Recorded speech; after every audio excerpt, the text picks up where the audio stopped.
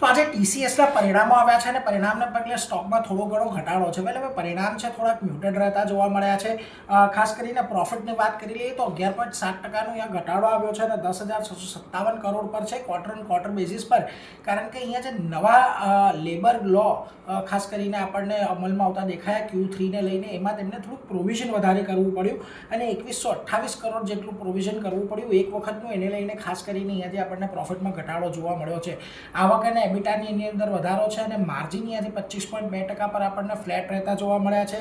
સામે ખાસ કરીને Q3ની અંદર આપણને જે સીસી રેવન્યુ ગ્રોથ છે લગભગ 0.8% પર રહેતો જોવા મળ્યો, જે 0.5%નું એક અનુમાન અહીંયાથી આપણે રાખી રહ્યા હતા.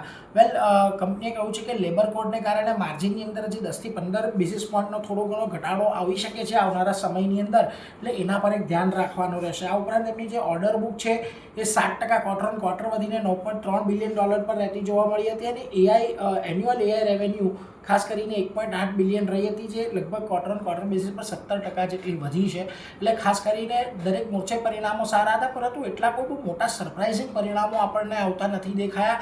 એક ઇનલાઇન એક્સપેક્ટેશન સાથેનું ક્વાર્ટર આપણને રહેતું જોવા મળ્યું, જેને લઈને આજે સ્ટોકમાં એક સામાન્ય ઘટાડો આવી રહ્યો છે.